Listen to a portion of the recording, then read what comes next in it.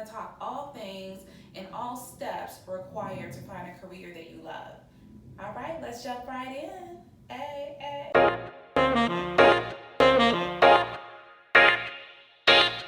Double dutch, double dutch.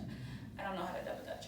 But anywho, hi YouTube family. I'm Hazel, a healthcare leader and career coach. Clients come to me when they're looking to find their career why. They're looking to find career clarity, land a job, and earn 15 to 40K more a year.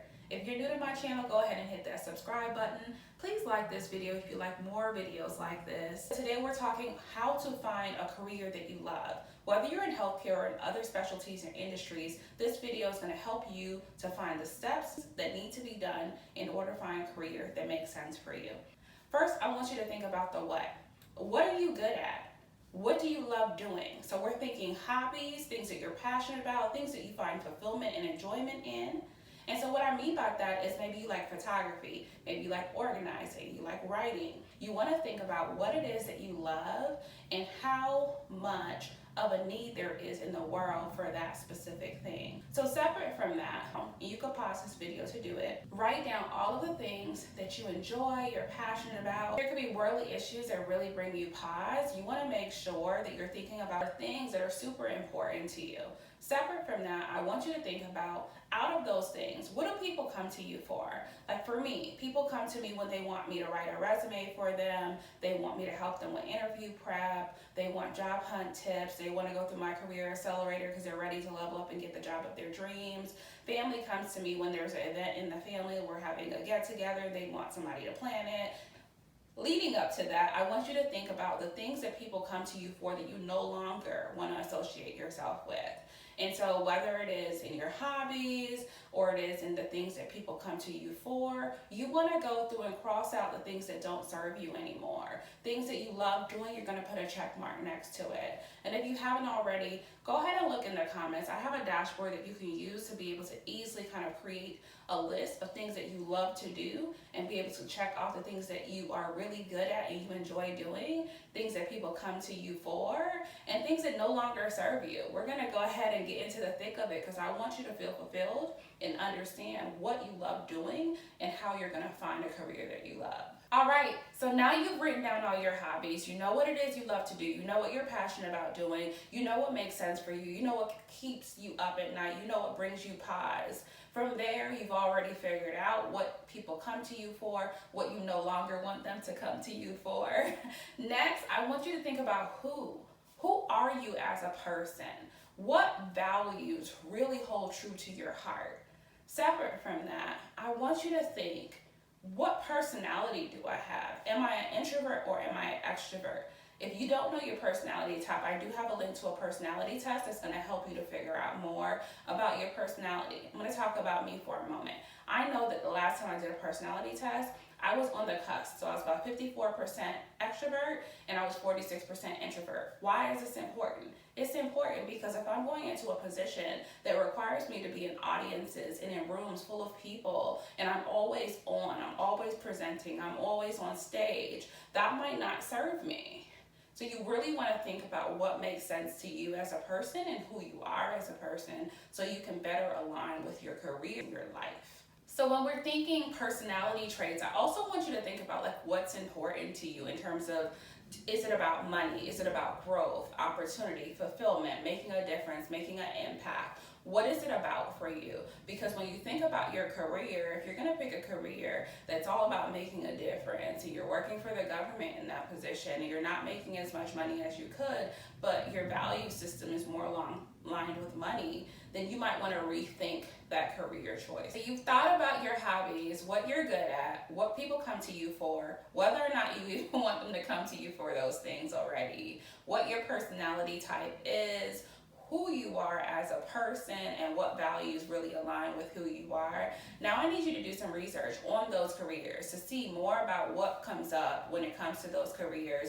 Do they actually align well based on your choice of growth, opportunity, making an impact, making money, and all the things. From there, I want you to start thinking about networking. When I say networking, it could be in person, so it's going to meetup events, Eventbrite, going on Google and searching simply networking events near me, women's empowerment events near me, tech events near me, whatever the case may be. I also want you to go on LinkedIn, and I want you to start DMing folks for coffee chats. So people in those fields, that's going to help you understand the career path and track that they took, to help you get a better sense of what else needs to be crossed off your list of, no, this does not serve me, this does not make sense for me, this is not something that I will love doing, this does not align with who I am as a person. If you're not already on LinkedIn, go ahead and create a LinkedIn profile. It's super important, not just for finding your career why and finding out what you love as a career. It's super important because it's a great way to network in this day and age. It's like,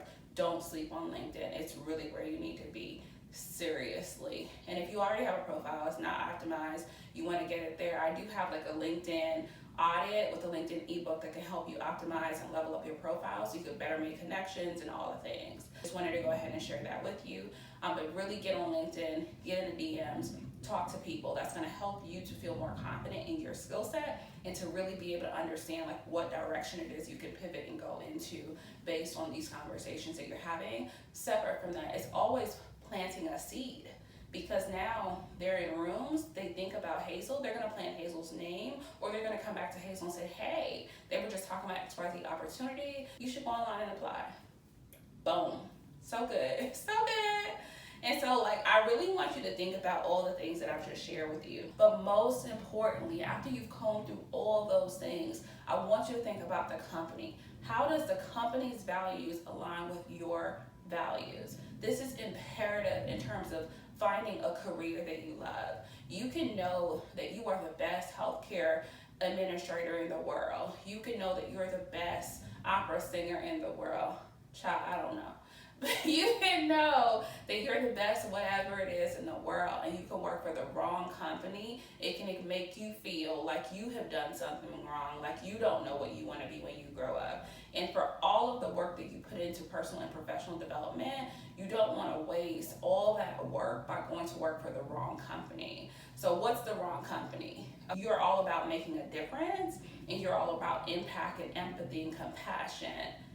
If you're working for a company that is all about the bottom line and metrics, you're not going to feel aligned. You're going to feel like you're doing something wrong. You're going to feel like disheartened when you leave to go home every day or before you even leave.